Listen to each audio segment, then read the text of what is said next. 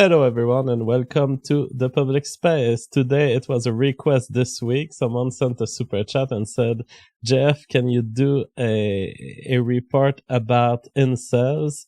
They are, since you are black pilled and they are black pilled too. To be honest, I knew what the term meant, but I didn't know the culture, and I discovered an entire internet subculture, and we're gonna talk about our view of it with Frame Games. How are you doing, Frame Games?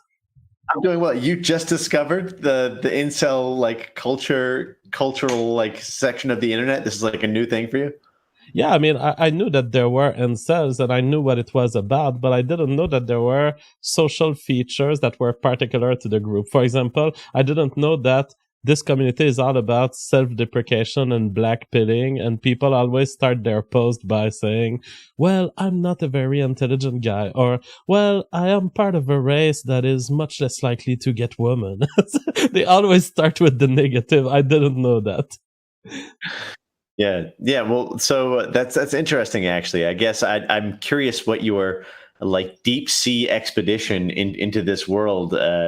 You may know more about it than I do. I guess I have only, I guess, a passing understanding of it. I think I was first introduced to it back when I used to read Manosphere blogs, and there was a writer who used to link to a popular forum that I, for like 2 years, had no idea that it was like an incel forum. I only read like kind of the hot takes on right wing politics that seemed to be there, and then someone told me it was an incel forum, and I didn't believe it at first, and then everything suddenly clicked, and it was like, oh, okay, that they're saying these things unironically. Yeah, it's a very fascinating subculture, and my essential thesis today is the incels are largely right. That doesn't mean I will stand by anything that an incel has ever said, but what I'm saying is the main message that the incels have understood and are telling between each other, which is we are the loser of a system of competition, and there's no way out, and we need to be blackpilled about it.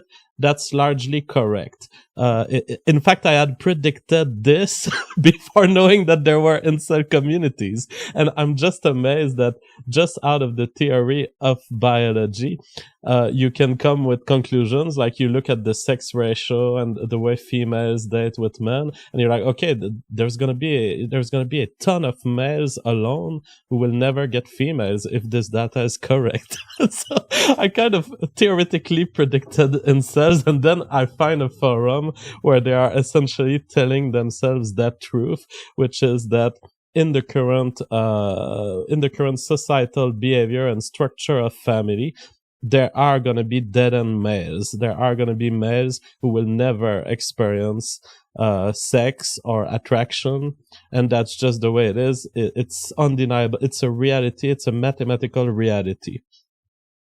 Yeah, so I'm actually glad we're talking about this tonight, because every once in a while you kind of have to just step back and ask yourself, what is the meaning of life?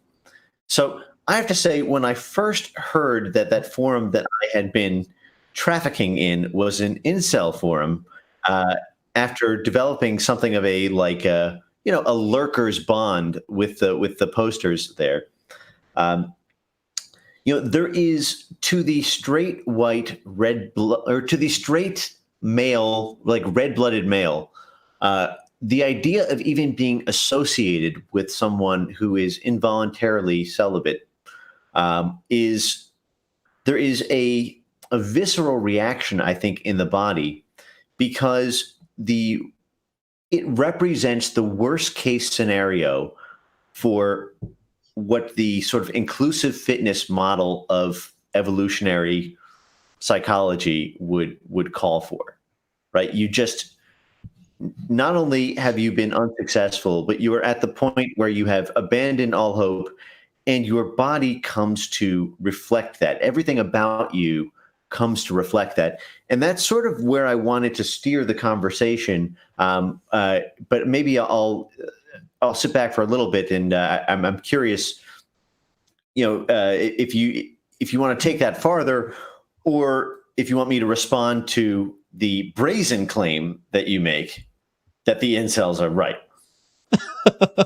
Well, you can respond to it. However, I want this video to meme within the incel community, and so I've adapted myself to the incel, and incels always start with a black pill. And so let me drop my black pill before we begin. Here it is, and it's straight from biological knowledge. And I haven't seen that posted in any of the incel posts, so I think it's gonna be new knowledge for them, and it's gonna hurt. It's gonna be a good black pill, and I hope that this will be my honorary introduction into the incel community, even if in fact technically I'm the opposite of incel. I have a constant supply of women coming to me, but to integrate myself in the community, I will drop a black pill. So mathematically and biologically, I predict that even if incels were to exist for millions of years, there is no evolutionary mechanism to get rid of them in the population.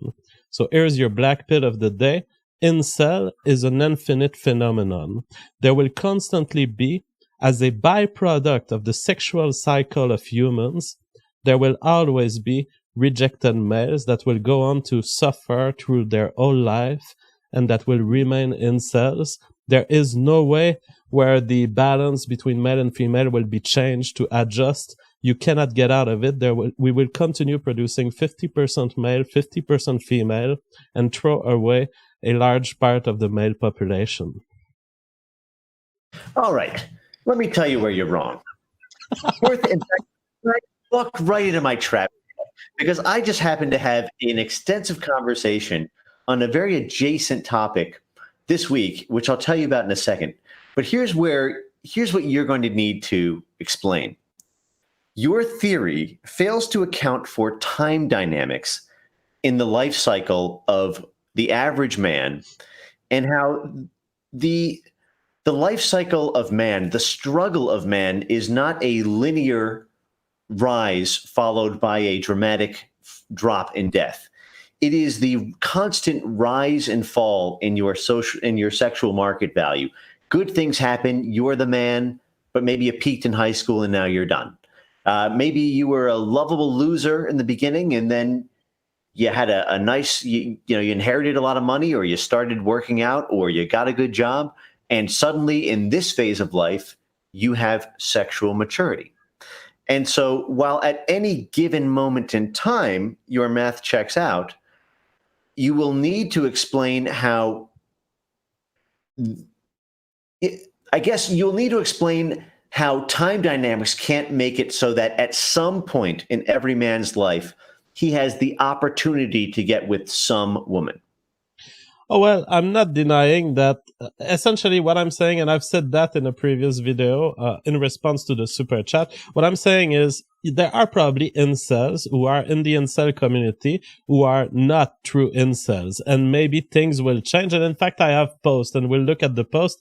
It happens. Someone thought he was an incel forever. He meets a person. Now, it's pretty hilarious when we look at the post because it's like, I have this girl, she's 19-year-old, she's fucking hot and she's very deep and philosophical, and she just sent me a SMS saying that I was cute. And so I'm gone. This is my last post in the community. I'm like, you might want to keep your username in that forum. It's not because a girl sends you a message saying that you're cute that you will have found your soulmate and that you will last forever. Now, what you say is right.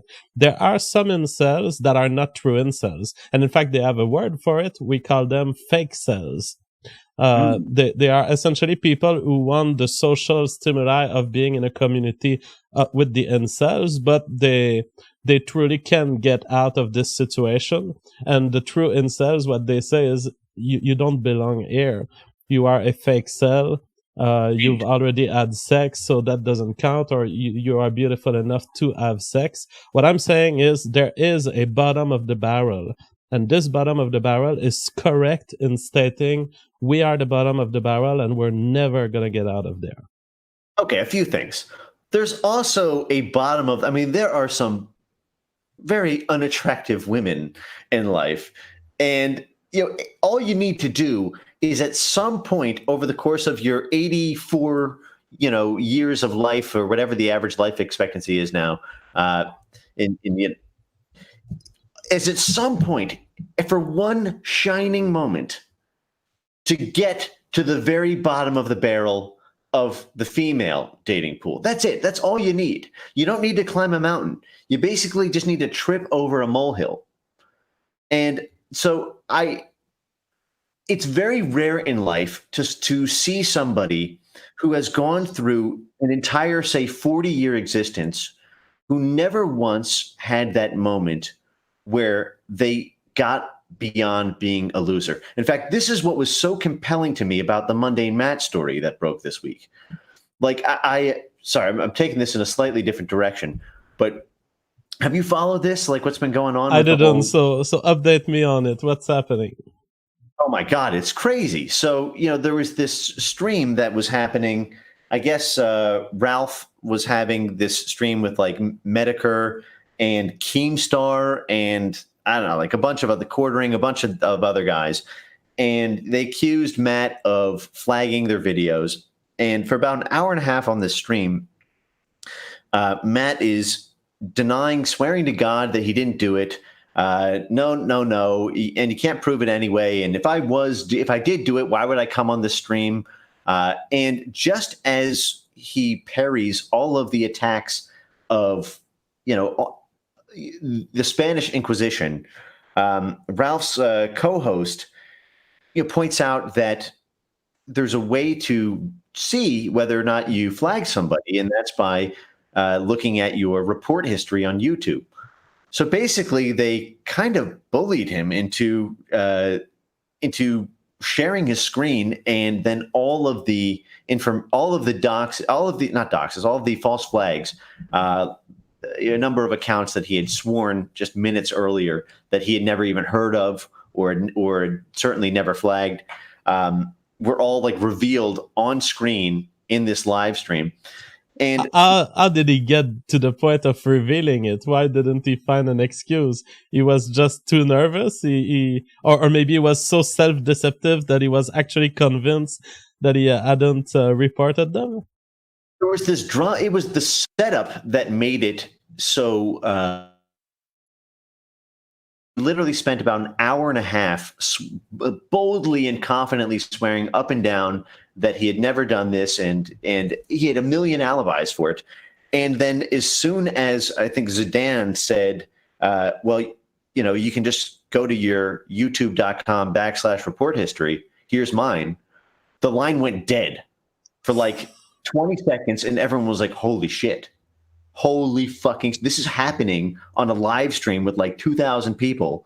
Like this, it's like every liar's worst fear is to be completely pantsed and have like no alibis, no out cards in the deck.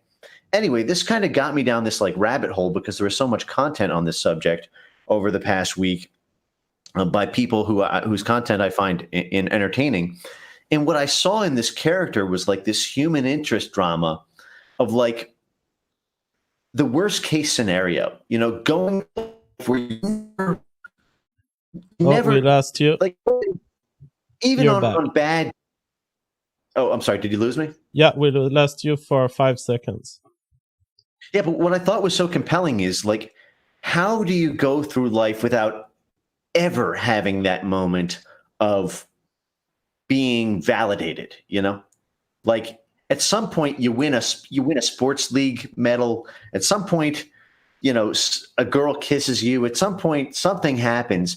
And what I found so compelling about this Matt story this week was like, this is a character who embodies and has soldiered on in a almost like in a sort of brave sense, like through it all with no validation in 40 years of life, constantly destroying everything that he has ever touched.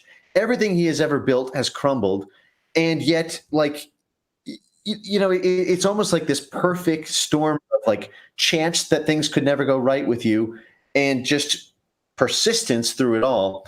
And I kind of feel like if Matt has a kid, and evidently he does, then I don't know. Tell me the character of somebody who is an incel. What is bottom of the barrel to you? What does that guy look like? I think that Matt does have a child, and so Matt does not qualify as incel. He is a loser in many ways, and I've blocked him on Twitter because he made false allegations against me and my family. He's a fat loser and he's a disgusting human being, but he's not an incel because the bottom of the barrel. Let me try to find a picture of what that looks like. I think I have one somewhere here. The bottom of the barrel is really a fat guy with acne that way. So this guy is the bottom of the barrel. Uh, I mean, if you want to start a Magic the Gathering collection, he's your go-to guy. But this guy will have difficulties having women. And imagine this guy with autism, or this guy with schizophrenia. This guy with schizophrenia, with autism, with no job, this guy won't get a female ever. I've seen guys like that pull puss like nothing, man. There was a guy in my high school who looked like that, he found some medieval times girl, and it kind of worked out. Now, I guess here's what I'm. Someone in the chat challenged me as being, I guess, subversive for labeling Matt brave. And let me tell you, and I'm not trying to defend any of this, but the reason that I use the word brave is because this man has resisted the temptation to the dark side that your wonderful host of this show is pulling you towards like gravity. Wait. Were you when you were saying the moment of validation? Were you implying that mundane Matt gain your respect through the lies that he's been saying for 1 hour straight face? No. You were talking about Zidane. Zidane was validated in his questioning of Matt, right? Yeah, no. When the point I was making was not that he doesn't have my respect. What I said is that I think that there is a story here. There is a low-key indie, like not mainstream distribution, but kind of art house film to be made about the life story of Mundane Matt. Okay, there is, and I'm not saying I respect it, but there's like one of these sideways glimmers, if you kind of squint when you look at it, aspect of bravery to never win in your entire life's existence and still not succumb to the black pill. The thing is, I see another movie from game. I see another indie movie, and this indie movie would be about a community of people who have faced the truth in a world that was trying to deceive them. So here's the thing. I look at this article. I have an article from Vox talking about incels. And it says what a woman-led incel support group can teach us about men and mental health. And so these guys, they talk about incels and their desperations, all right? And the incels are desperate, and they are black-pilled, and they introduce the concept of black-pilling. And they essentially conclude by, these men, they need mental health services. What I say is, in a world where you get convinced by that kind of argument, in a world where you say, oh yeah, I need help, you are getting food. And the incel community has refused to get food because they know we don't need mental health services. We would need to be successful in a sexual market, and we won't be. And so we won't let ourselves be deceived by the Vox article or the equivalent Guardian article on the question. We're going to face reality because these articles, they propose all sorts of solutions. Oh, maybe prostitutions would help. Maybe sex robots would help. Maybe good psychiatric counseling would help. The incels have followed the path of truth. They have decided, no, a sex robot won't solve our problem. Our problem is that we are biological beings. We were shaped and sculpted through evolution to be wanting baby makers, and the physical universe denies us the chance of doing our only function. That is facing the Well, truth. okay, I'm going to tackle that, but let me just preface this by saying, yeah, what strange and unusual punishment it is to have a woman-led incel therapy group. I mean, that's just like a cock tease. Like, I mean, to just dangle that bait in front of you that you can never catch. I mean, that sounds god awful. So, It's very you know, weird. I It's like having having a Jewish speaker talk to white nationalists. It's totally, absolutely weird. well, I don't think there's a primal drive to fuck Jews that is like, I think there's a different dynamic there. I Ah, think so I you're think talking they about the share a sexual common drive emotional here. catharsis. Well, it's, because that's what's driving it. It is that primal base engine that motivates biological behavior or sexually reproductive organisms behavior, and there is always, when you put a woman in front. Well, let me ask you this, actually. In your cultural anthropological survey of the incel community, have you deduced whether or not the prototypical incel man experiences transient hope in the presence of a woman who does not run from him? It's a point by point thing. Some of them do. It happens on certain events, but they also have a cultural reaction to it, which is to say the black pill is always true. Every time you stopped believing in the black pill, you were disappointed. And so there's lots of people who describe transient hopes. But it's most of the time the community brings it back to say, oh yeah, and then did it work? Oh, no, it didn't work. Well, you should have listened to the black pill to start with. Hey, can I ask you something? Is there an alpha dog in the incel community? An alpha dog, someone who would be like respected and noble in some way? Well, okay, so every tribe has its leader of the pack, right? And that's like the alpha dog. And that guy sort of has, first dibs on the spoils. He's the one people defer to when they enter the room. He's, commands the social status.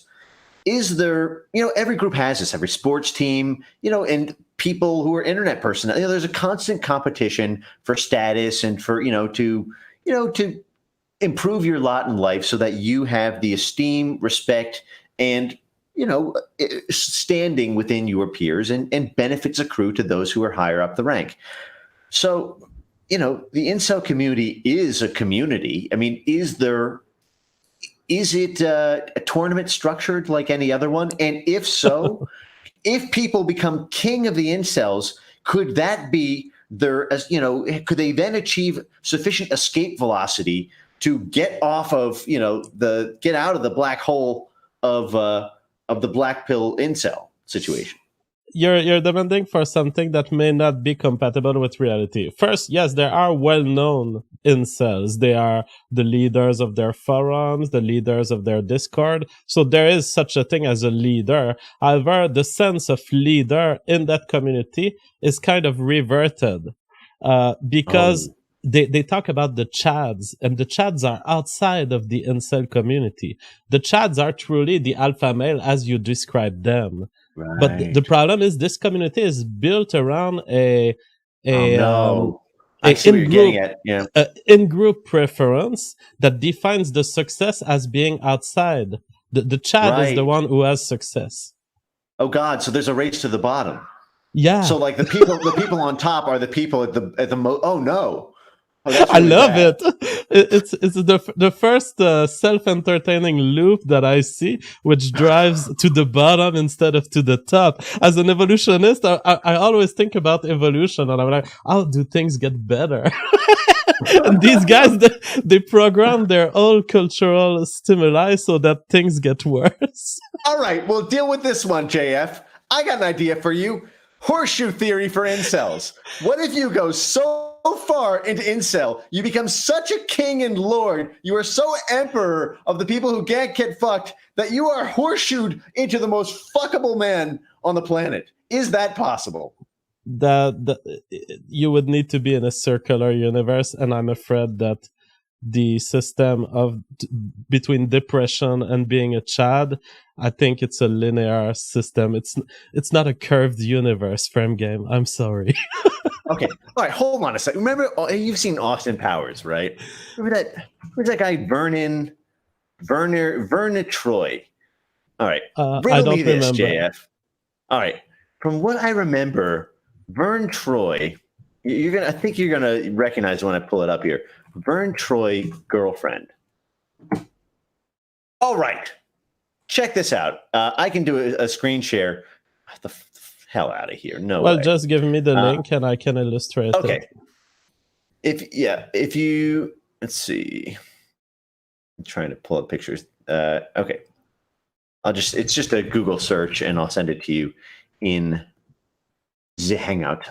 Now, while you do that, I want to start showing some of my picture because I want the incels to know that the system of reproduction we find ourselves in is kind of a transitory system between one extreme and the other. One extreme being monogamy and like monogamy for life with the same person, and the other extreme being institutionalized polygamy.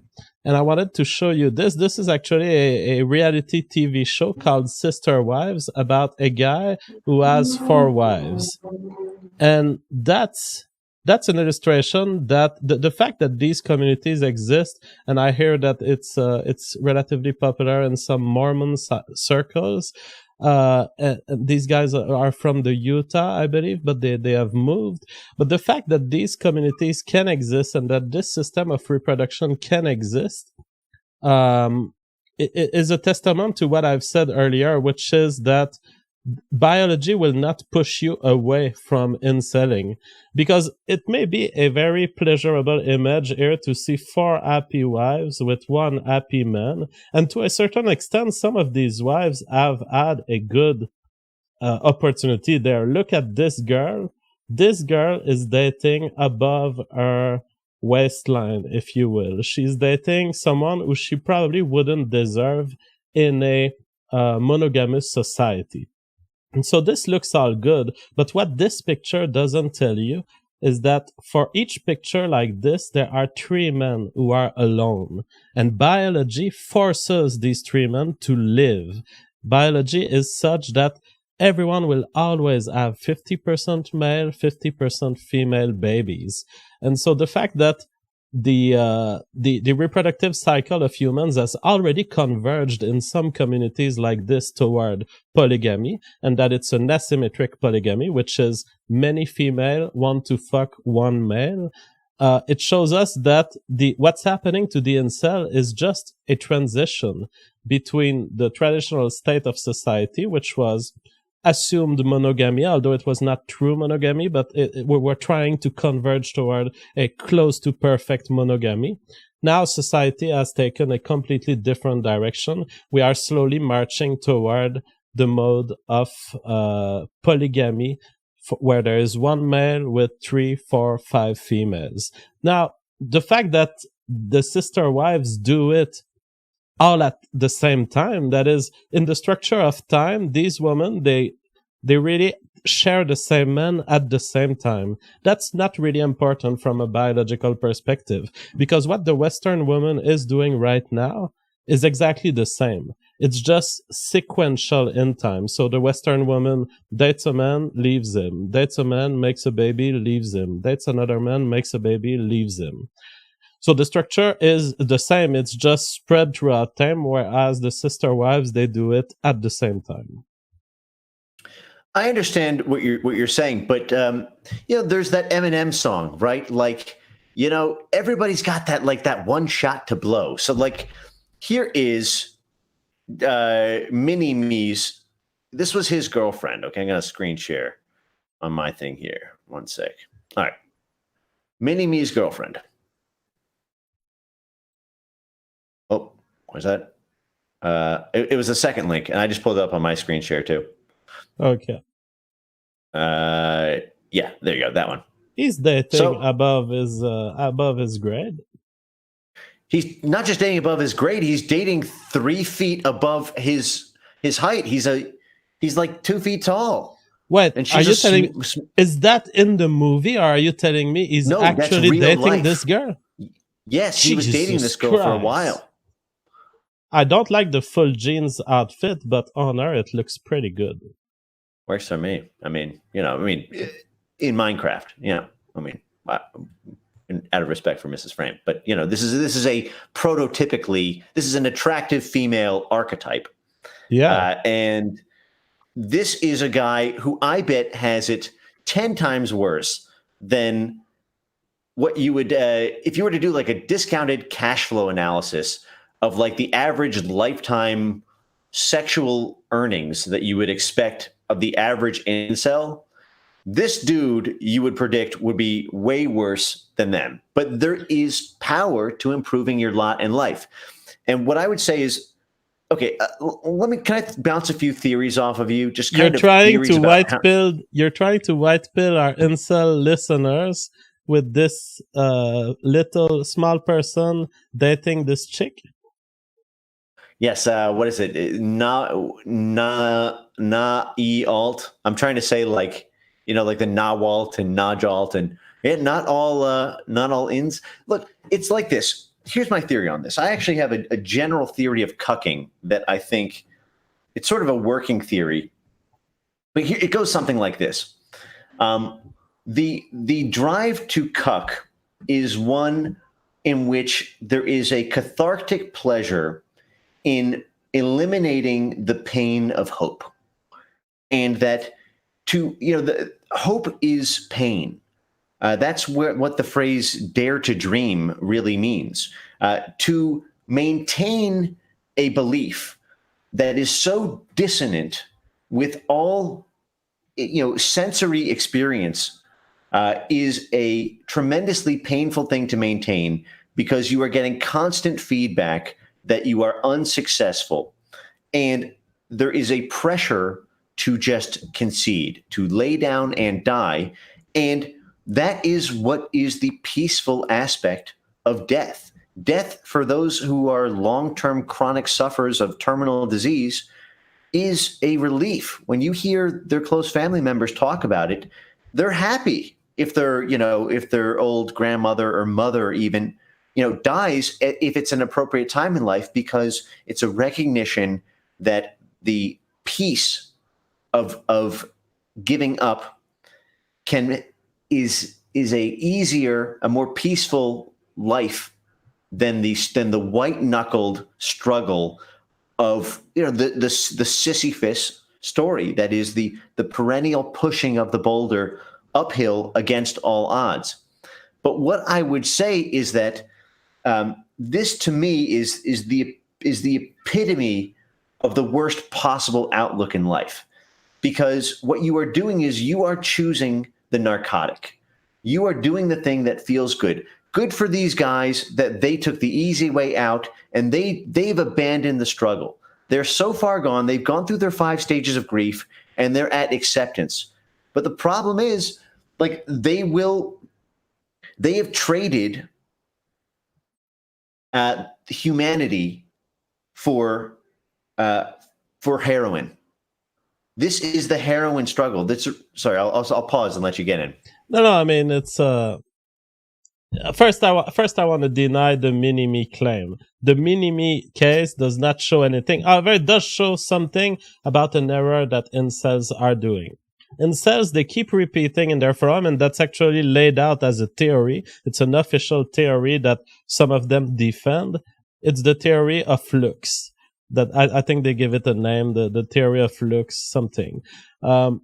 Looks is not what matters in dating, and the mini-me case is an illustration of that. The Donald Trump case is another illustration of that. Looks are just one part of the multidimensional set of reasons why a female is attracted to a male, and money, success, and social rewarding are up there. They are sometimes more important than looks, or at least as important as looks. Now, as far as your message for numbing, Um, Essentially, the theory that being black pilled for incels will be the equivalent of being on heroin. But the problem is, heroin is wrong because it drives you away from the normal and the truthful state of the world. In other words, heroin truly is a deceptive signal to your brain. For an incel to realize that they will not have girlfriends, that is not deceptive because it's true for some of them. And so for some of them, it is simply following the truth. Now, are you telling me that we should abandon the the truth for the hope, for the dream? I think that there are several variants of truth, and truth is sort of a tiered system because of very strange dynamics that happen when things are technically untrue. But I call this the Wile E. Coyote effect. You ever seen that cartoon where like Wile E. Coyote is chasing the Roadrunner, uh, and the Roadrunner goes like off a cliff and like is running so fast he makes it to the other side, and Wile E. Coyote chases him off the cliff, and he goes like 10 feet out into the air, and suddenly he looks down, realizes, "Holy shit! I'm defying the laws of physics," and that's when Wile E. Coyote falls. Okay, the reason I bring that up is because there's a funny thing that happens in under those cartoon physics, which is that he really was defying the laws of physics until he internalized that he was doing so. So this is the magic of faking it till you make it. This is the beauty in delusion, if you will. This is the rising the belief in meaning, even if there may objectively be none, you can meme it into reality through the sheer force of human will. Some would say that is the story of Donald Trump's election himself, an impossible feat only made possible through the power of memeing the dream into real life. And I just Is want the you to thing. pull. I'm sorry. Go Is on. the thing. As a self-help tip there, what you say makes sense. And I would recommend that to most people. However, I would feel that I have walked over a boundary, which is the boundary of deception, if I was to tell that it will work all the time. I must be with the incel on this and conclude this, even this tactic will not work all the time. This is a tactic that you tell to a car seller. That's our car sellers. They improve their sales. It's like, convince yourself that you're going to sell this car and it's going to work. It works when you're up there and you're trying to get up here. But it doesn't work if you are in a system where you are faced with a pool of women who will never choose you. So I will not go with you on this because I cannot deceive the entirety of the crowd or a part of the crowd, because the reality is part of them will never have girlfriends. Look at Well, they this, may not be with the just to present make version sure of you. that we know what we're talking about. Mhm. The male-female asymmetry in the dating sphere is stunning. It's not this graph shows you essentially you have male attractiveness. So the males that are the most beautiful are at 100.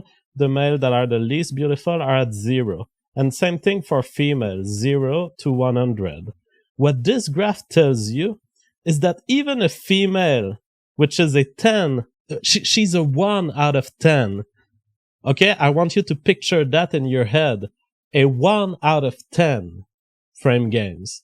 Do you see what I'm talking about? I see what you're talking about, but you know what? I got a No, graph for you, JF. no, no, no, no, no, no, no, no, Oh, no. okay. I want to tell you what. No, so do you Okay. picture a 1 out of 10 female in your mind? Oh God, I have problems with No, extremes because a one is very hard. So like an infinite bottom. Can we say I can picture like a 1.7? Below no, that, it no, no, starts no, no, looking no, like no. three-headed monsters with crazy shit happens at one, man. You know when you get to the bottom of the ocean, the normal laws of physics don't apply. I mean, I don't even want to think about a one. I mean, I that's want you to close your eyes, frame game, and imagine the 1 out of 10 female.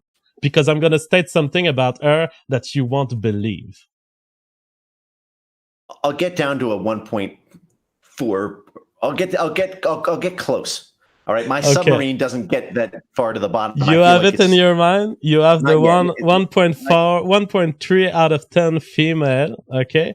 This Hold on. girl, Okay, all right, go for it. this ugly thing that you are imagining in your head, she wants to go out only with males that are 7 out of 10 and more. No, not only.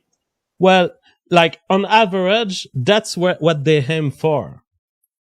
Well, that's what they're turned on by. But I mean, if anyone, They listen, drunk girls. they won't like the Tinder account of a man who's 5 out of 10 or 6 out of 10. That's the asymmetry of the dating game, frame games.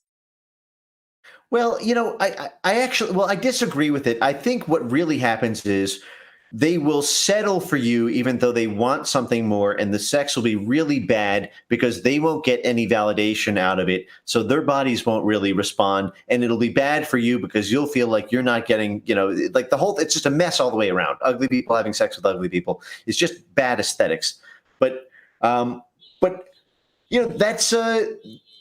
it's still better. You're still achieving, the biological imperative, if that is what you choose to do with your life. What I would say is the reason that I would not, take everybody off of heroin, so to speak, and where I find common ground with you is that I wouldn't just go around willy-nilly about it, because there are other reasons to live than just sex. Even the Robert Trivers, David Buss theory of inclusive fitness, says that it's about, the maximizing in the aggregate, which includes the prospects of your kin and extended family.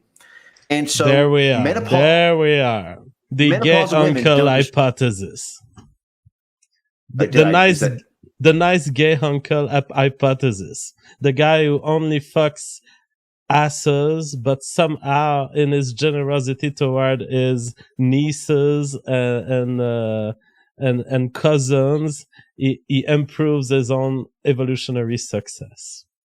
all right, listen, put me on the Jumbotron. I want to see this article is like Miley Cyrus. It is going to come in like a wrecking ball on your argument. Okay. That 2'8" guy that I just showed you, this is him with another slam piece article from the UK Mirror. My life with 2'8" sex obsessed mini me.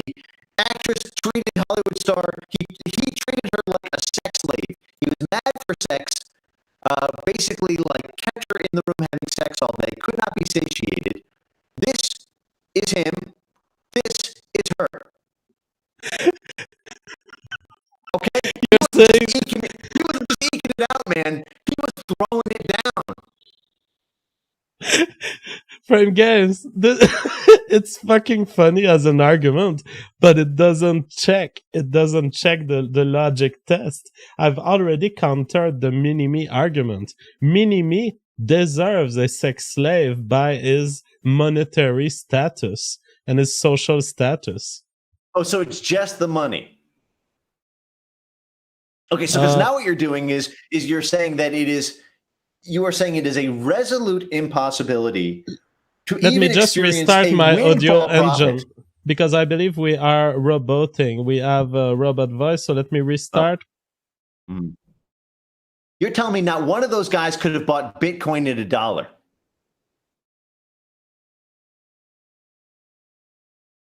Hello. Hello, can you hear me? This is JF. My voice is now good.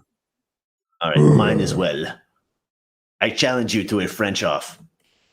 Oh, yes? You think you can speak French better than me? No, but I can kind of fuck around. All right, we're back to normal. So what were you saying about mini-me? The mini-me argument, I consider that I've smashed it. Oh, are you kidding me? You're telling me not a single incel in that entire sub-community couldn't have bought Bitcoin at $1. They couldn't have experienced some freak windfall fortuitous event in the next 60 years of their entire existence. You think Mini-Me was born as Austin Powers' sidekick? No, man. Look, the same thing with that Game of Thrones dude. Who's the short guy on Game of Thrones? You know what? The Tyrion, or is Tyrion, is that his name? Tyrion, the Tyrion Lannister dude. Dude, he gives fucking TED Talks and commencement speeches about how he had to work his ass off from selling fries to making it up to the Hollywood big time. These are the men who represent the true Sisyphusian struggle and ultimate phoenix-like triumph of the human condition, to perennially rise from the ashes and to have that one great moment in life that makes the whole damn thing worth living. This is a living example of it. My point is not that some individual incel cannot improve his life. Maybe some can, but it's a statistical truth in face of the current dating data between male and female that for every winner there's going to be losers. It's a statistical truth. But you are now entering my territory, which is this. It is against the odds. And there is the difference between the philosophy of giving up and persisting through it all. The difference between impossibility and against the odds. My counsel to the incels is, by any means possible. Can I tell you a story about the African chicklet? Are you familiar with the life of the average male African chicklet? It's fascinating. I fell in love with this story. I guess. Okay. The male sorry. I'll cede the floor to you. I feel like I've been talking too fast. I'm really wired, man. And can you change your screen share? Because I was focusing on that female too much. She's distractingly attractive. This guy's point. I'm sorry. All right. Sorry. Do you want to respond or take it in a different direction? Okay. I mean, if you had a point to make, you can make it, or then we can move on to looking at some posts by the incel community. Let's do that. I'll come back to the chicklet if we have time. All right. Now, before we do that, there's lots of super chats, so let's read them. Alfonso Beltran says, okay, I will not read this message here. Alze News Network sends $50. He says, I am back, and so are the shekels. Thank you so much, Alze. Sean Taylor sends $10. Thank you so much. He says, incels need to do SS and GOMAD while young to make sure they aren't physically inferior, engage in competitive things and do well at them, use escorts and fake it until you make it, boys. We certainly are farming incels in our society, and perhaps in a society that would impose a little more on our youth, maybe there would be less of them. Maybe we would farm attractive, physically fit, and otherwise intelligent or successful males. Unfortunately, we live in a society where people can be essentially pushed into hopelessness and dependence on the state, on the social welfare state and all of its services. Yeah, are you familiar with what's happening in Japan with the herbivore culture? No. Oh my gosh, it's hilarious. So that's actually the term for it is herbivore. Let me see if I can pull up a link. They essentially just eat plants. Well, no, it's like an analogy.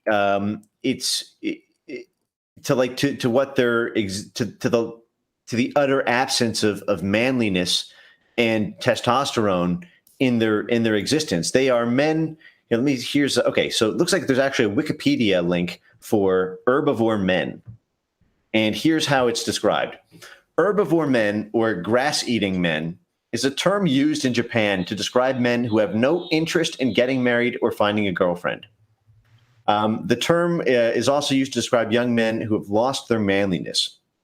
Coined in 2006, it roughly translates to the act of living alone and performing tasks independently of other people, often associated with the gaming culture and I guess other sort of neat, like not in employment or education or training lifestyles. So, but it's so pervasive that there's a whole class of men that have just totally dropped out of Japanese society. Frame Games, I predicted this. I mean, I was on a Discord Ask Me Anything session, and they laughed at me. I said that there was a vast section of the Japanese population that were total cocks who didn't know how to handle women, didn't want to, and didn't have the mental capacities to establish a family life and be reproductive. I call them cucks because I didn't know about the term herbivore, but I predicted this phenomena. And the guy who was talking to me, who was a leftist, it seems, he was like, "You don't know much about Japan. Where do you base this evaluation from?" I base it from knowing a handful of Japanese guys who were exactly like this. They were herbivore. I had to teach Yeah. them how to handle their own girlfriend. Yeah. Well, I mean, I think that you could probably make a statistical inference based on case selected cultures, that the more case selected you are, the more predisposed you are towards, what is it, dating effort rather than mating effort. The less imbued, the less equipped you are to compete in a tournament structure. And so I mean, I would predict that would be, a persistent trend in any population group that has lower than average testosterone levels. And since we see testosterone levels dropping intergenerationally persistently over the past 3 decades, at least, then you would predict more and more of this. Well, it gets back to, what was the movie you reviewed with Wesley Snipes? With Wesley Snipes. I'm not good at actor names. It's the futuristic one, not Blade Runner. Demolition Man. Demolition Man. We're approaching an era of sexual Demolition Man, right? Where there's going to be more and more men who just cannot compete at all. That simply being somebody who can hold frame while supporting Trump is suddenly a abundance signal. It's suddenly a testament to testicular fortitude.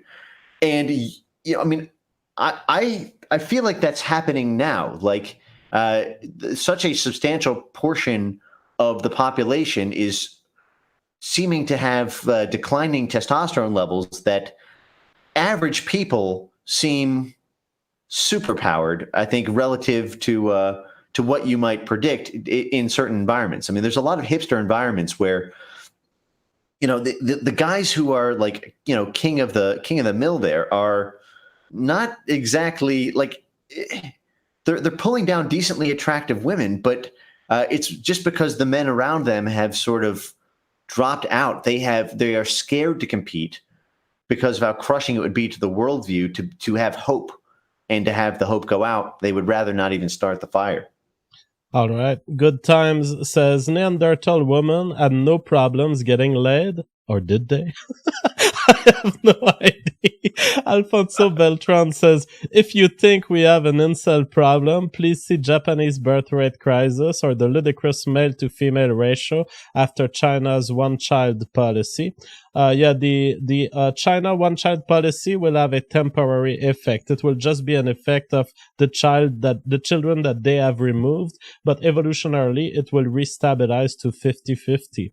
As far as the Japanese birth rate, although it can be worrying at the individual level, I mean, we talked about the herbivores, that's a worrying phenomena, but at the population level, it's normal and understandable, and it's going to regularize because you cannot keep growing the population of Japan. It's a freaking small island. And so what we see is a natural occurring phenomena, which is the reduction of a population that in an overpopulated country. Sean Taylor says, can you elaborate on the winner effect frame? I saw you mention it on a stream once, and I think it is heavily involved in the cycle of incel depression. Oh, absolutely. So the winner effect is a well-documented effect that predicts the level of baseline testosterone levels that men experience on the basis of their win-loss track record, so to speak. So basically, in response to victory, you experience a surge in testosterone levels briefly, and then you reset to a baseline that is nudged in a direction up or down, depending on whether or not it was a win or a loss in something that you perceived as being significant to your sexual market value or social standing.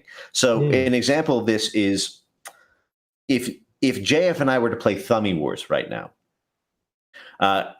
if we didn't care about the Thummy War thing, then we would be unaffected in terms of our neuroendocrine system or our testosterone levels after the match. But if this was like a touted up match, if we spent 3 months promoting this Thummy War cage match, and like, I was training with like a professional Thummy War expert and doing, 6 days of like Thummy weight training, and so was JF. And it came down to it, and we were live streaming it in front of 10,000 people, and JF defeated me he just crushed me in front of everyone. What you would see is the following neuroendocrine cascade. There would be a surge of the catecholamines in JF's body. You'd have the dopamine, the epinephrine, the norepinephrine. You would see rising serotonin levels and feelings of well-being, and you would see notably immediately an acute increase in testosterone levels, but then a persistently increased chronic elevation until the subsequent event happened that moderated that up or down. So what happens is if you have successive wins, even if they're in games of chance, like they did this with like card games, you see a measurable increase in testosterone levels. And this happens to dovetail extremely well into another side effect of high testosterone levels, which is extremely aggressive policing of threats to your status. High testosterone people absolutely hate to lose. And to the normal testosterone range individual, it looks completely irrational how out of their way, how, throwback and, to evolutionary ancestral they seem to get to put out a modest threat or slight to their status. But this can be explained in the neuroendocrine sense, in that they are trying to prevent their neuroendocrine banana from being eaten. The momentum is what sustains the neuroendocrinology. Your body experiences real-time feedback and modulates your hormone and neurotransmitter activity levels on the basis of your perceived place in the social standing that you're in. Does that make sense? That's very interesting, because testosterone has a lot of good effects on people, including on creativity. They tried injecting testosterone in women, and beyond having hairs growing on their boobs, they did have a surge in creativity. So I guess that this could lead to a kind of reinforcement where one win leads to another, and one win leads to more creation and more winning. It could be white pilling if it wasn't that the social world of human is one of competition. It is one where every winner leads to losers. Sometimes one loser in a one-to-one match, sometimes many losers in a tournament structure. And so because of that reality, I am not white pilled by this testosterone winner effect. Yeah, and then there's also, the nature of the incel community is, it's a lot easier to go from 1 to 10 than it is to go from 0 to 1. Just to get a win when you are, a sort of mundane Matt character or something, it's very hard. It's a struggle for that. And even when you do win, you don't perceive it as part of a narrative of winning that primes your body to ascend to sexual maturity. And this is where we finally get to the male African chicklet. Can I just tell this story, Jeff? It's so fascinating, and it really. Well, I want to read the super chat. Can you do it after? Francis Bine says, just for the fun of it, could you teach Frame Game to say bonjour, monsieur, bonjour, madame? I think he already knows. Bonjour, monsieur, bonjour, madame. Smug Diogenes says, incel is a state of mind. Man is both the marble and the sculptor. Martianius Valerius sends $10. Thank you so much. He says, dual mating strategy. 1. Women need a man with good genes, aka good looks. 2. Women also need security, aka resources. If you have one of the two or none, getting cucked is just a matter of time. Very interesting thinking here. He's suggesting that in face of the polygamous female desires of the modern time, Men have to respond by being overall good, by not just having the looks or just having the resources, but having both. I guess Hmm. it's a good tip if you can do that. Good Yeah, Times nice work if you can says, get it. yeah, big if true, big if you can do it. The real question here is who had sex with the ugly Neanderthal woman? I don't know if the Neanderthal women were ugly. I like to imagine a beautiful Neanderthal woman who would have been an object of desire, like a special unicorn giving you special genes. I don't know. I like the idea.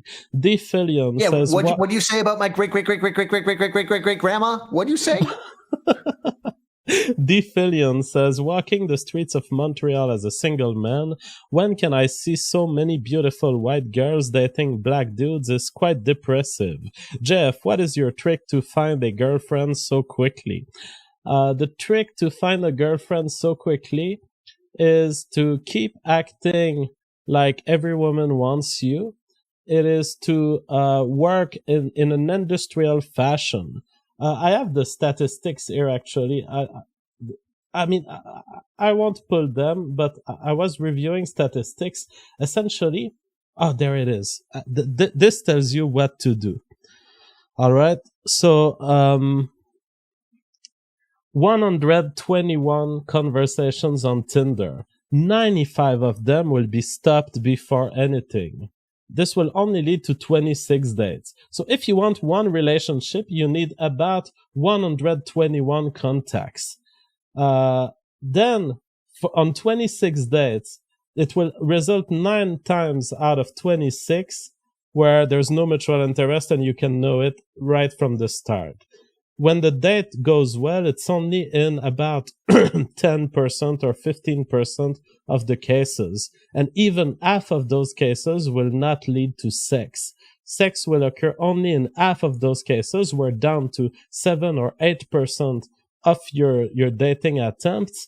And 8 times out of 9, the sexual relationship will be the end and there will be no long-term relationship developing. So if you want one relationship, you need to start 121 conversations on Tinder, get involved into 26 dates, and you will eventually get a girlfriend.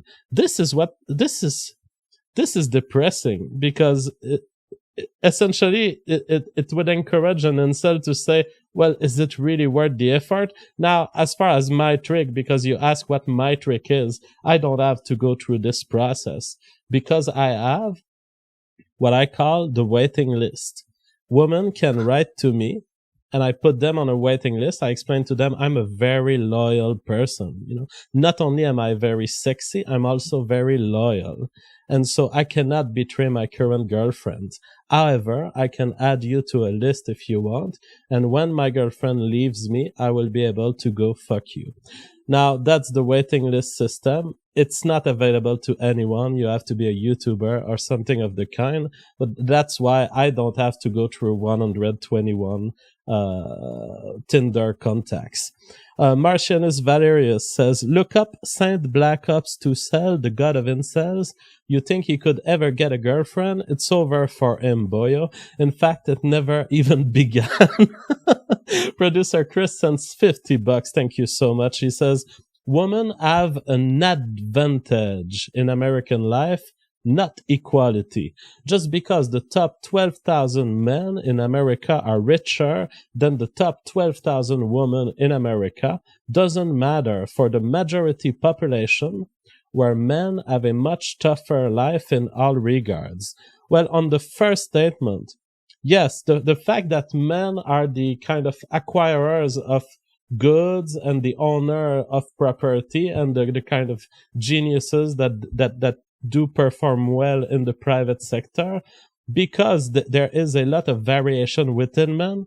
That's why we have the polygamous female desires of today, because a female then has advantage in being rotating between males to find the best, to get the best sperm, and then potentially go down to a man who will who will either go up on the ladder where the female gains confidence in herself, and at some point she realizes, oh, now I have more confidence in myself, I could get better sperm, or go down on the ladder and settle with a man who will provide minimal resources for her while having brought into her the sperm of the most successful men for whom all the females want to compete. On your second statement, men have tougher life in all regards. That is absolutely true. They end up in jobs that women couldn't do, and these jobs happen to ruin their health and stuff. So yeah, that's true, but I'm not sure I see the link between these 2 points. Frank Underwood sends 100 knock. Thank you so much. He says, when incels give up bettering themselves, they make the incel statistic a self-fulfilling prophecy. If they were to never give in, the statistics would be different. That's kind of the white pill discourse, but I know that incels take it as a morally presumptuous statement, because what do you know about it? That's what they would tell you. What do you know about how hopeful my situation is? And I do not join you, Frank, and I do not join Frame Game in this moral condescension, because I have to face the fact that yes, there may be people who are justifiably and truthfully thinking that they are worthless on the sexual market. Trump Calf says, is it possible to have a monogamous society, or will the Chads always cuck the betas? Is social pressure enough to change female nature? So on social pressure, yes, social pressure of a very extreme kind, like religious indoctrination, can get our societies to a more monogamous lifestyle. You just look at the statistics of marriage in 1920 and how they changed over the decades up to now. Yes, we could maintain females into a stable state 100 years ago. We lost it. We lost this ability, but we had it. Now, it's probably not just the religious authority that was applying there. Probably the economic system, the legal system, and the general fact that life was harder. It was harder to survive for a woman 100 years ago than it is now. And so, yes, the more there are services that allow women to survive on their own, the more they are incentivized to leave marriages.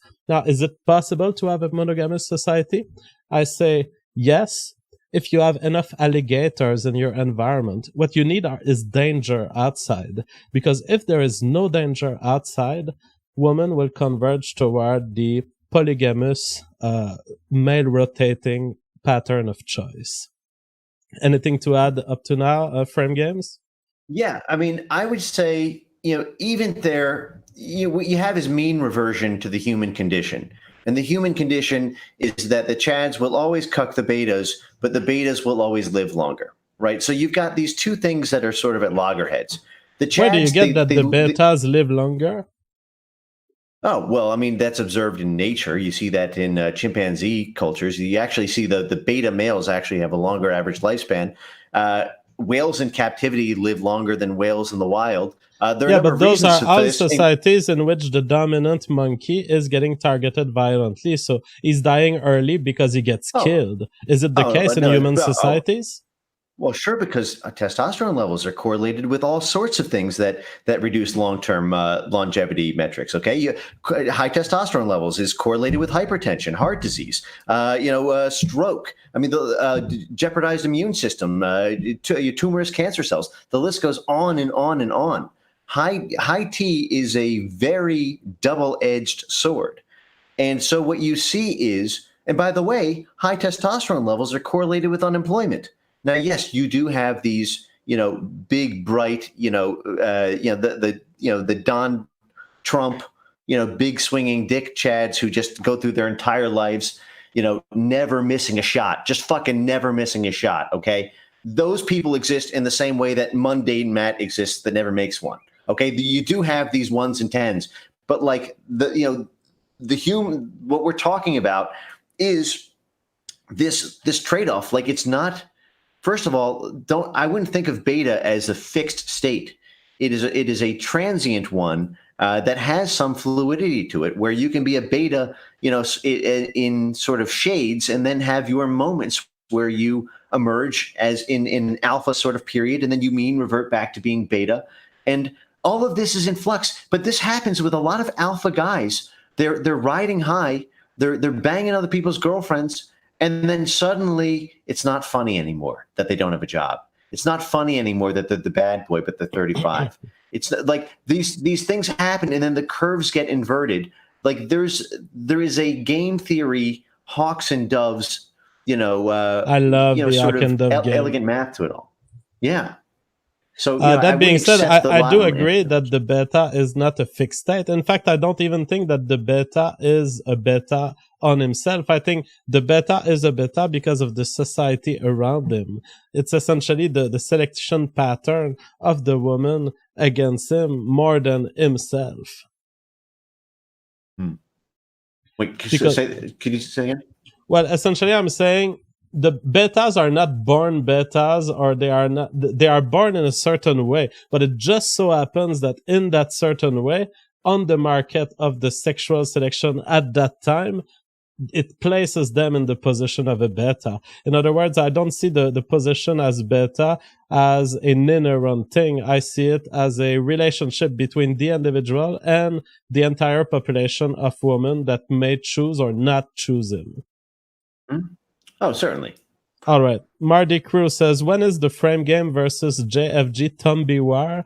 I kind of want to see this now. Ragnat Ulfbert says, like when a small bug scares a muscle head, most first reactions is to immediately kill it just because it did scare them. Dub Scratch sends $2. Thank you. Marty Crew sends $10. Thank you so much. He says, testosterone has always seemed like some magical chemical that helps make me who I am and that I know nothing about. What are some efficient ways of obtaining more of this magical chemical in before steroids? I don't know the artificial way. Oops, let me just. Is that a landline? No, yeah, it's kind of a landline that I connected, but I don't want it. I didn't even want it. I don't know why I connected this line. Anyway. It was more that I was attached to getting the internet as fast as possible, and I was like, oh yeah, put the phone, I don't care, just come to my home and give me the internet. And so now I have a phone, and the people who call me are not even my family because or my friends, because I gave this phone number to no one. Anyways, so Marty Crew, on increasing testosterone, I don't know much about how to do it artificially. I guess that there are supplements. I guess that there are ways where you can physically, if you do physical exercise, it may help. Do you have any idea, Frame Games? Yeah, there's a long list. I mean, you should really, the internet is totally littered with this stuff. I mean, a short list include, meat-based proteins, avoid things like soy, anything that produces estrogen, because there's an inherent trade-off between testosterone and estrogen levels. Interestingly, there's also a trade-off between testosterone and oxytocin levels, which is one of the reasons that high testosterone men don't form long-term pair bonds with women. Or at least it's much harder to do so, because the actual long-term pair bonding chemical is impeded by the presence of large quantities of testosterone. In fact, this is one of the reasons that high testosterone men don't care for their kids. They don't actually get that infusion of oxytocin or vasopressin that actually binds you, chemically to the child. If you lesion a rat mom when it's giving birth, so that it doesn't produce an association of oxytocin with the child, it won't treat it like a child. So be careful what you wish for is what I would say on that. But a short list is eat well, anaerobic exercise, be social, get validated, and also engage in like persistent reframing of everyday losses as a win. Like, think of it like never take a loss. Like anytime you lose in something, reframe it as like that was a win because it taught me this, and never let the bastards grind you down, so to speak. I was on a research project that was trying oxytocin to cure autism in children, and I had this bottle of oxytocin that I could spray in air, and I breathed it for like 1 hour. I wanted to know what the maximal oxytocin effect could be on me. It did nothing. What I felt nothing. was it, like the appropriate dosage? I mean, that sounds. It was not the appropriate dosage. It was the maximal possible dosage. I mean, if oxytocin could kill, I would know it because I would be dead. And it did That seems nothing like on me. I was just as autistic. there's no cure. And why would There's you no. want one? Why would you want one? Alfonso Beltran says, "Don't eat the French fish. They're poisson. Also, Quebec pancakes give me the creeps." The cripes. Oh my god, it's full of word games in there. All right, we are done with the super chat. Was there something you wanted to explore before we look at some incel forum post? I'll save it. I'll keep my powder dry. All right. Take me deeper, JF. So this has been posted recently. So they have sections that are like black pill, science pill, and evolution pill, and this is the three sections at the same time. So get ready for some black pill, which is also a science pill, which is also an evolution pill. And he says, why women prefer Chad? Because these guys spend their days posting about theories to explain what's happening in society. And I think they're touching upon some truth there. He says it's very simple. Men are designed to impregnate as many females as possible. We are all men here, and if we had the chance, we would fuck every hot woman walking past us in the streets. We would breed them all. It is evident as we are designed ready to spread our seed every 5 to 10 minutes or so. And some men have no refractory period at all. In the past, the strong Chad could easily overpower women and rape them, but that wasn't necessary as the woman naturally flocked to him. But when it was necessary to rape a female from another tribe, he could easily do so, and the woman would be stuck with his child. But women have to spend 9 months pregnant. Women in the past, which is the default state of humanity, didn't have access to maternity and childbirth assistance. They would more often than not die as they were a big, fat, slow-moving target or simply died during childbirth. Thus, they wanted to make sure to at least carry Chad's seeds to term. Even if she dies, her genes live on in Chad's son. She obviously did not want to carry an incel seed to childbirth to then die and have an incel born. Just like in our other... Yeah, all right. Let me tell you something. I am not impressed with this performance. Okay, this guy's power levels are not super high. All right, let me just like start in because you frame this as like a black pill, but also the science pill. Very clever to try to claim the high ground and just the science pill is yours. We're gonna split that. We're gonna split the baby on that. All right. First, when he says some men don't have a refractory period. Oh my God. Okay, this is the kind of statement you make. I guess if you're not like used to actually, this is an incel. Where you experience refractory period. Be understanding. This is an incel. This guy doesn't get his dick sucked 5 times a day, and so he hasn't experienced testicular pain of that kind. But you know what? I'm gonna treat him with the dignity of a man. Okay, this is tough love. All right. Okay. No kitty gloves. This is welcome to the real world. All right. Yeah. Listen to me, Diogenes. Listen to me. Men cannot have sex more than 5 times a day without it starting to hurt a lot. Oh, contraire, mon frère. I have an interesting theory to posit to you, which is a well-documented effect in science, exclam on either side, which is called the Coolidge effect.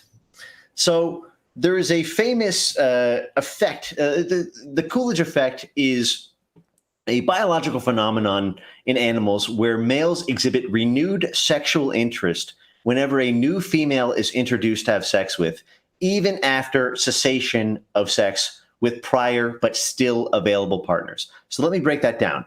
That is the phenomenon of not being sexually aroused with willing sexual partners, But as soon as a novel woman is introduced, you immediately are rejuvenated with totally fresh sexual systems. And it gets its name from a anecdote that President Coolidge and his wife were, as the story goes, touring a local farm in one of the cities they were campaigning in.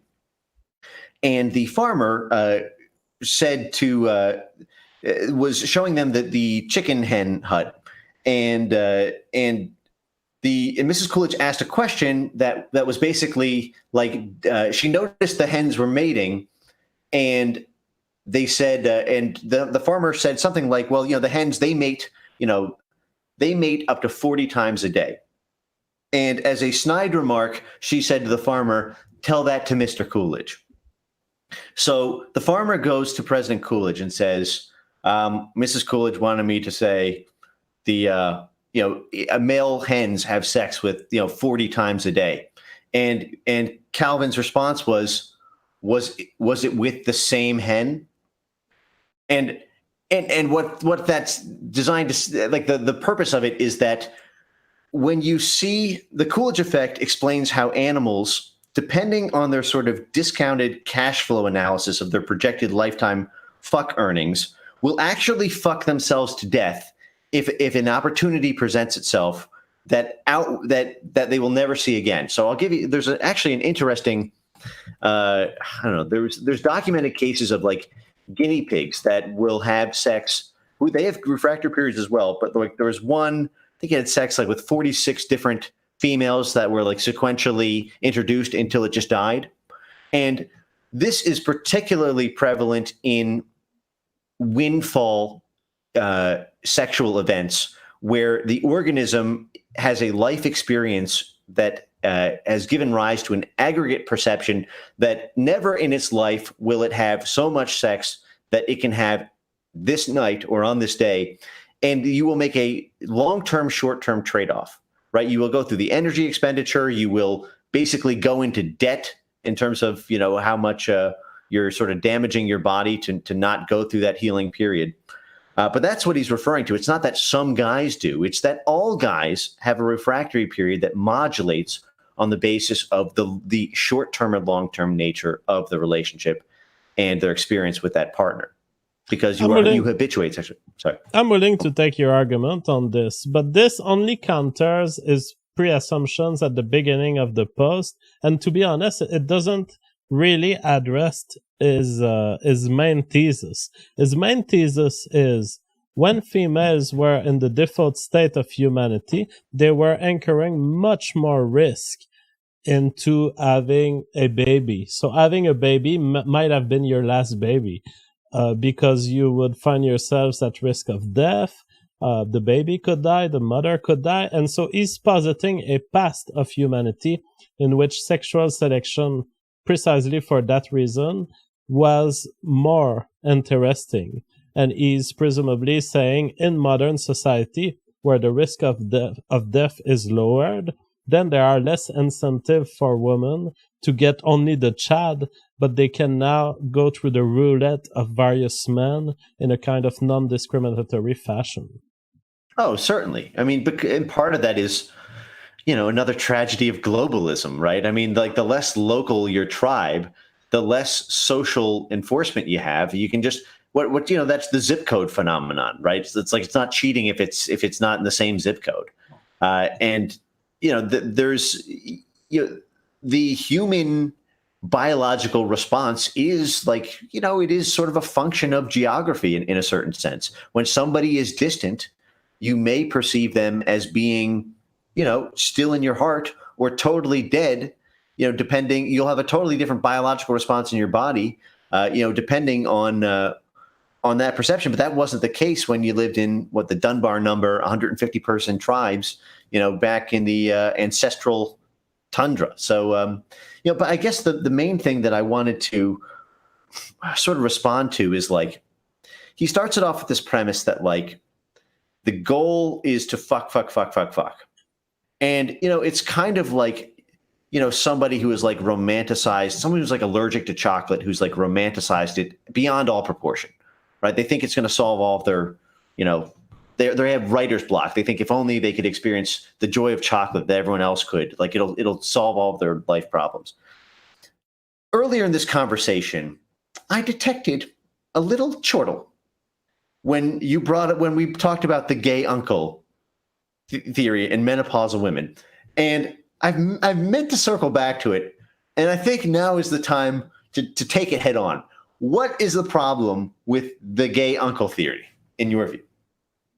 It's not a problem. It's a valid theory. So the theory is stated more generally than the gay uncle hypothesis. More generally, it is predicted that people share portions of their genes. So if you're a cousin, you share a certain percentage. If you're a brother and sister, you share a bigger percentage.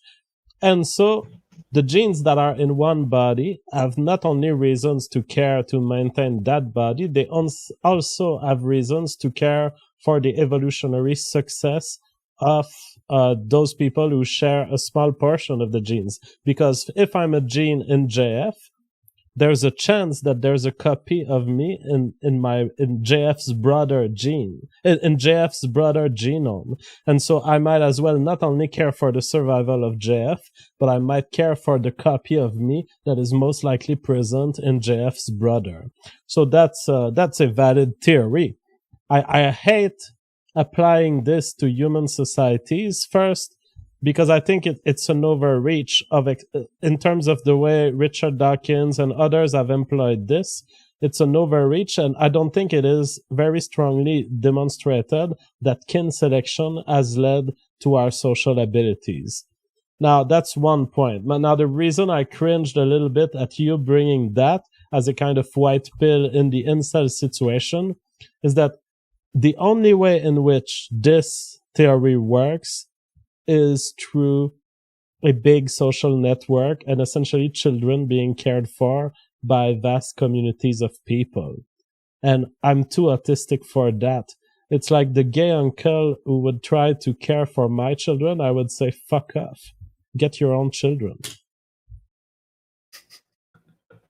So not only do you take a village with JF, it's I'm going to light your village on fire. Stay the fuck away from my kid. Yeah. No, Right, because respect. you open the door to non-parental caring of children, and I hate this. And this is the path we're on. So it's not like you are beside the track. You are proposing what motivates leftists into thinking that the children are the property of the community, and it's the community's role to educate them. Get the fuck away from our parental rights, you fucks. You're about to start a revolution. People are going to get tired of having their children taken by the grandmother, by the grandmother, by the uncle, by the aunt, in courts, by family courts, by child protective services. Get the fuck away from our children. It's not your responsibility. Yeah, I mean, look, I guess just getting back to this statement. I mean, there's a lot of things that I agree with, but they're just kind of truisms. Like they're just basic statements of like Evo Psych 101. But like this premise that like, okay, men are designed to impregnate as many females as possible. Yeah, I don't know. I don't take that as my starting premise. I think that there is a delicate dance between mating effort and dating effort, and between reproductive effort and parenting effort, and that theory does not explain why you don't just perennially knock up your wife and have 30 kids. Like, explain that one, Diogenes. Is it just that they have to be different women? Why can't you sequentially impregnate the same woman over and over and over again? If your sole concern is just quantity of sperm, where the goal is the whole, as someone in the chat said. Well, I'm gonna have to stand in defense of Diogenes here, because I believe you are strawmanning him. You are attacking a strawman. Diogenes didn't state that it was in the interest of the male to rotate along women. He says, as far as the male biology tells us, we see that it's essentially a penis capable of creating children every 5 minutes. Now, he didn't say in every circumstances, therefore, the male will try to fuck with every woman. Of course, in the Diogenes axioms, if you will, you could very well be in an isolated part of a nation. You could have lands. You could have such separate and distant lands that fucking the same woman over and over again for 30 years may be a stable solution. I don't think he counters this. I don't think he disagrees with this. He didn't state anything in that post that makes me believe that he's saying that males are a never rotating partner in sex. However, the fact is that women are in our current societies, they have rotational preferences, and so you attack him on the men's side, but he hasn't stated this on the men's side. What am I missing? The very first sentence reads as follows: men are designed to impregnate as many females as possible. I don't agree with that premise. I think that if that is your first principle, you are going to get fucked later down the line when you start actually dealing with the trade-offs that men make, particularly successful men who have sexual choice, but don't go, like suicidally overboard with it to the point where all they're doing is impregnating people and not actually taking care of other of other considerations, including the welfare of their family, their extended family, their children, the mimetic value of contributions to the world. There are lots of things that can have a higher total aggregate value than the pure depositing of seed. And this is where we get. You did not just invoke the mimetic value of contributing to the world. We did it. It's on the table. Because here's the thing, man. Riddle me this. Explain the Volcel phenomenon then. What's the Volcel? Voluntary celibates. Right? So I thought there was like this civil war between like the incels and the Volcels. Like have you tried like no fap and like all the Stoics? I mean, there's so many instances of great men of history. Nikola Tesla. I don't know if he was an incel or a Volcel, but he never had sex. There are a lot of people who, for a variety of reasons, have great men. We're not just talking about mundane Matts here. Great men of history who have voluntarily forsaken this biological design. No, I have a different theory of what's going on here, which is that there is a reactive feedback loop, and the body makes real-time decisions about which track to activate on the basis of expected future value discounted to the present, depending on whatever your discount rate, your time preferences. So what I mean by that is impregnating females is not all there is. It's not what we're necessarily designed for. We are designed for it much more than women are. The biological drive is strong, particularly during adolescence. No one can deny, 18 to 25-year-olds or whatever. I'll tell you a quote from my grandfather. It's interesting. He says, when you're young, you drive it's called 1,000 miles. Okay. He says, he's told me, when you're young, you drive 1,000 miles just to have a good fuck. When you're middle-aged, you drive 1,000 miles just to have a good meal. And when you're old like me, you drive 1,000 miles just to take a good shit.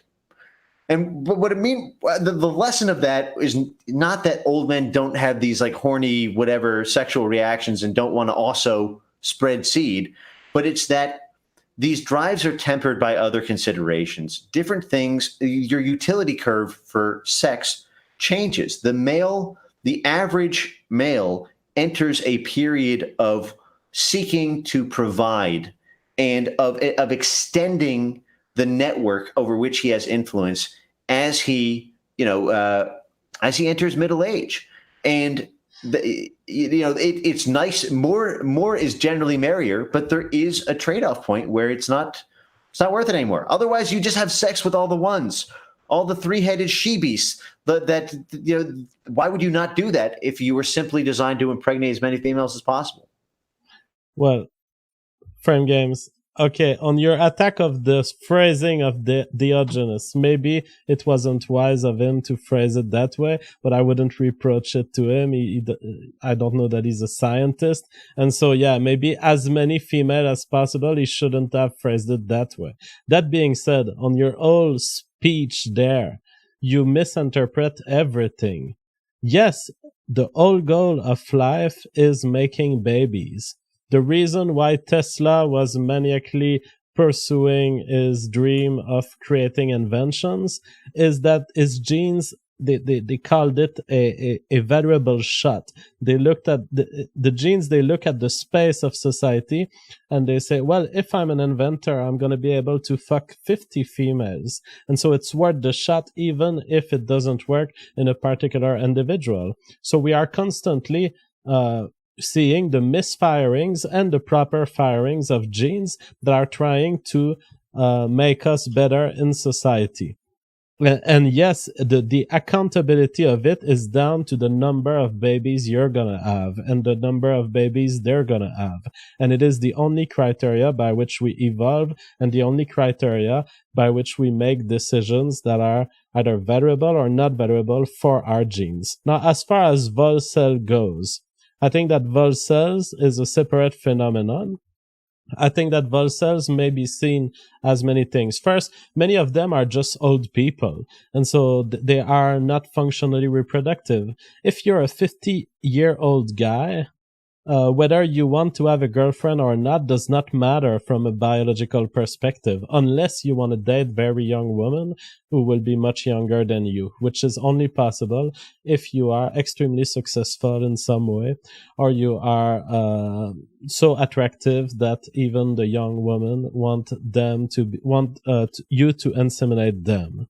Now, as far as the Volcel in general goes, I think that they can be seen as misfiring of other biological processes. The same way condoms are an aberration from an evolutionary perspective, unless they help contribute to better sexual selection, which may be the case in the long run. But for now, condoms are an obstacle to reproduction, and yet they are getting used a lot. And so Volcel are expected to emerge simply because the genes, they create brains that are capable of making decisions, and they try to make brains that make the best decisions for reproduction, but they sometimes fail, and sometimes it leads to gay lifestyles or non-reproductive lifestyles of any kind, including Volcels. Okay. Yeah. Did you have anything to add? I do.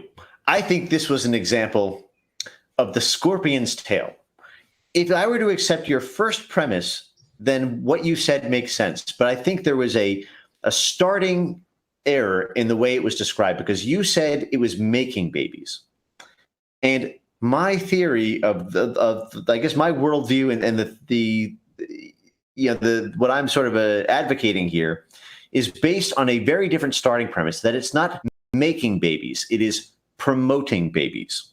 Now, that may seem like just a distinction without a difference, but it's actually an axis on which an entire world turns, because making babies involves direct sexual reproduction, whereas promoting babies means the inclusive fitness and any indirect assistance you provide to anyone who shares degrees of biological relatedness to you, and engaging in behaviors that promote your total inclusive fitness in ways that may be potentially much bigger than your own direct fitness by passing on one single child. So I'll give you a few examples real quick. Okay. So no, I mean, we've talked about it, so we don't need examples. So the inclusive fitness is true. You are correct. But I will challenge that. I will challenge the importance of this by simply saying we don't have much evidence that much of human societies has evolved for inclusive fitness. And as far as I know, if I look at brother and sisters, they're kind of kind with each other, but I don't know that they actively participate in a regular fashion to the evolutionary success of the babies, of the nieces and whatever else is for males. I don't remember. Nieces and nephews, exactly. Okay, can I engage in a little bit of a Socratic method questioning here for a second? Okay. Because I just your principles on this, because this is I'm just independently interested in this topic, and I really want to just try trade ideas on this. So if the purpose of men, or men are designed to make babies or promote babies or whatever, what is the purpose of women? The purpose of women is to make babies. So, how do you explain menopause? Well, menopause is a hard thing to explain. It may be that menopause hasn't evolved. It may just be the case that people were dying early enough in their life throughout humanity's history that we didn't have many females reaching menopause. So that's a first explanation. Sorry. Okay, go on. So in that explanation, menopause has not evolved. Menopause is like cancer. It just shows up at a time where we have not yet been selected to make babies for that long, because we don't have enough ancestors that lived as long as this.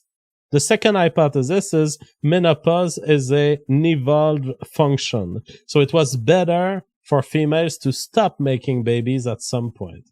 Now, the explanation for this could be the relative great investment that is needed for already existing children. And it may be that nature has decided the risk of dying at this point of your life from having a baby is so high that it's going to keep you from being a good parent for your already existing children. So in that case, menopause would have evolved for the trade-off between the risk of dying of the mother and the parental investment on the already existing children.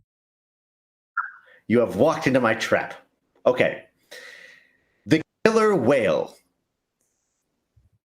Killer whale. So the theory that people who, I guess, that your sort of first premise rested on, or first theory rested on, was that the lifespan of the average human was not substantially longer than menopause, and so civilization is basically a super stimulus, that is not that we've not yet evolved to catch up to, and that but for civilization we wouldn't, menopause would not be, we wouldn't have it, or we'd evolve in a different way to push it back, or whatever.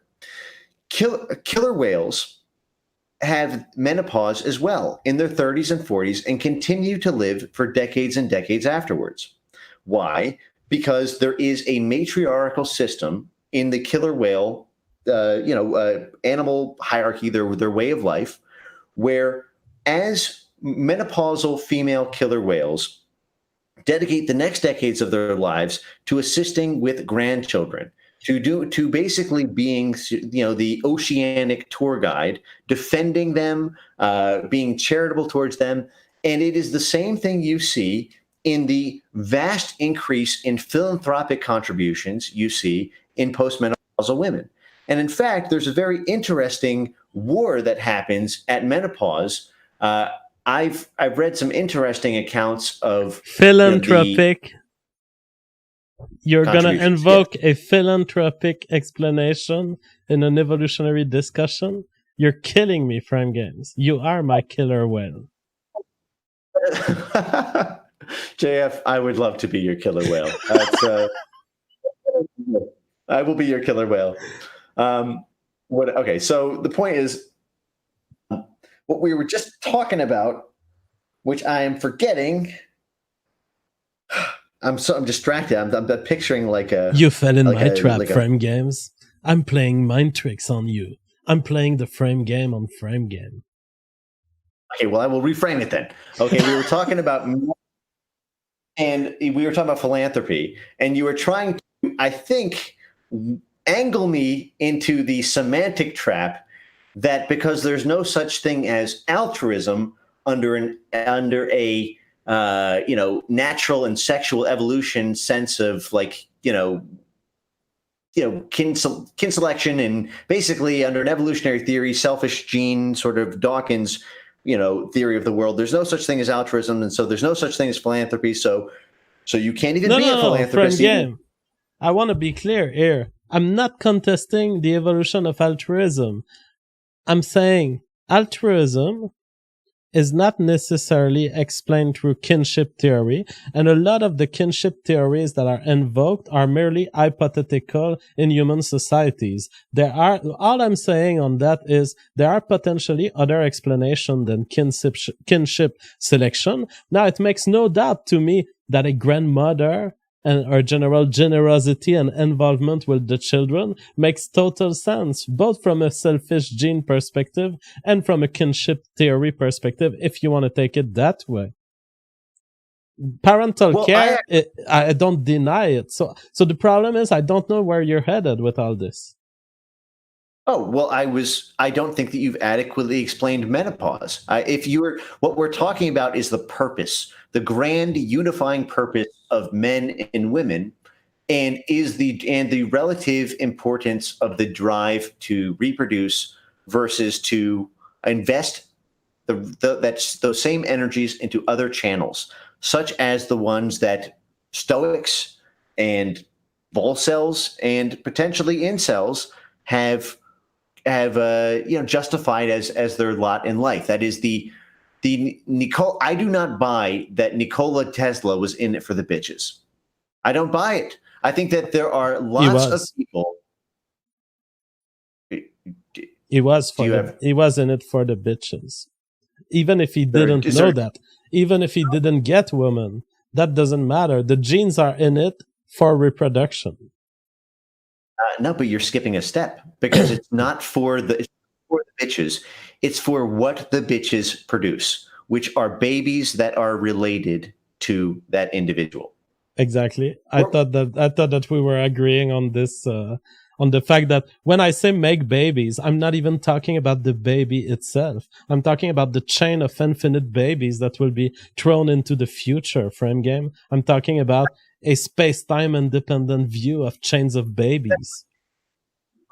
Like infinite chain of like babies like squared into the dude. That's okay. So all right. Yeah, and that's why orgasm feels that good. It's not that it's your genes don't think you're gonna have a baby. They see the infinite line of baby that you just thrown into the future.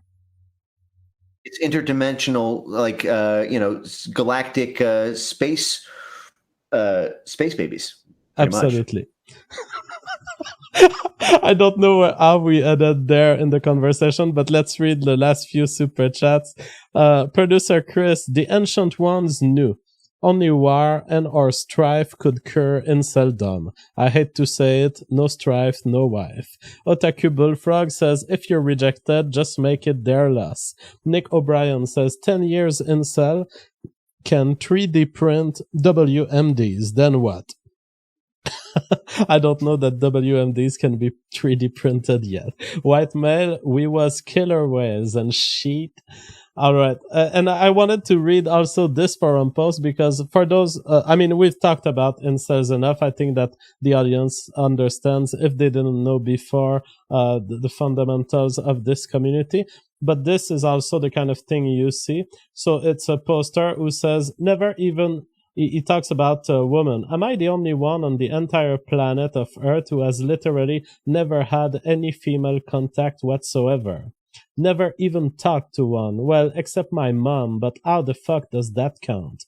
They have never even glanced in my general direction before, except cashiers, because it is their job, I guess. I see all people here saying how they have talked to girls before, and it blows my mind. Literally, fucking how?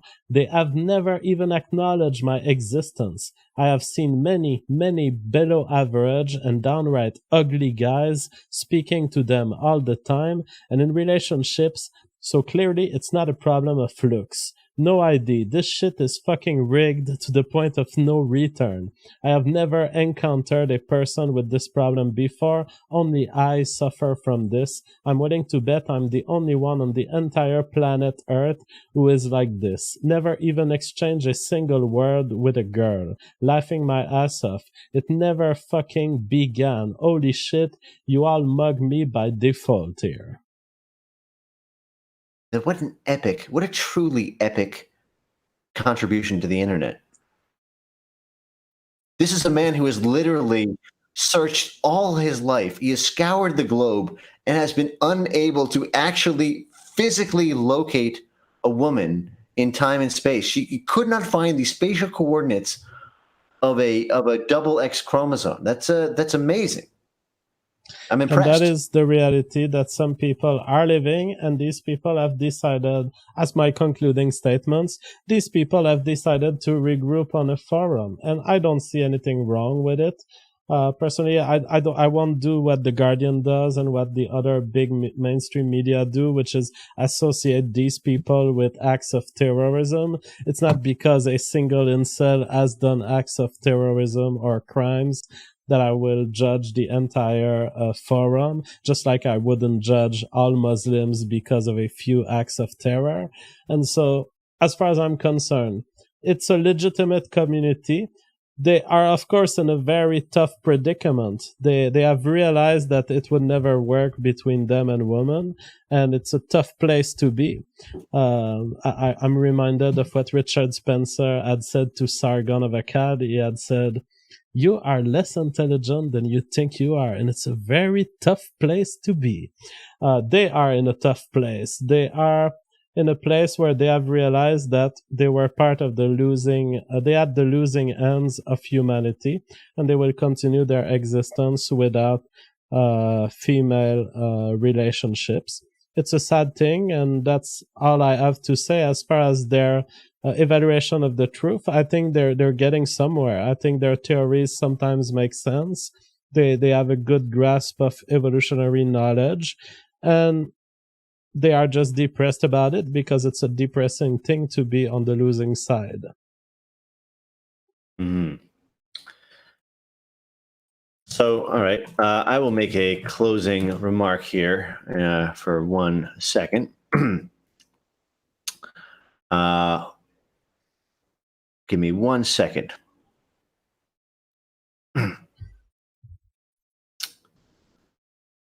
All right, JF. Yes. You're not going to believe this, but you used to fit right here. I'd hold you up to say to your mother, this kid's going to be the best kid in the world. This kid's going to be somebody, better than anyone I ever knew. And you grew up good and wonderful. It was great just watching you. Every day was like a privilege.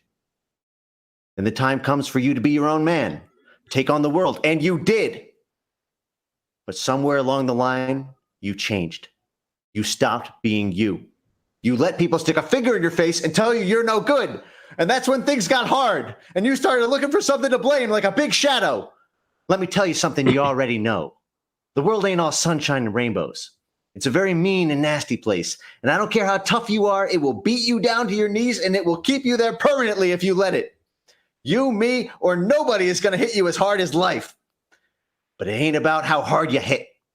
It's about how hard you get hit and keep moving forward. How much you can take and keep moving forward. That's how winning is done. Now, if you know what you're worth, then go out and get what you're worth.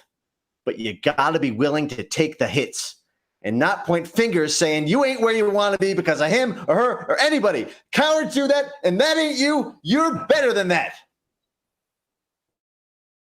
Frame Games, you want to know the truth? I think I'm entitled. You can't handle the truth.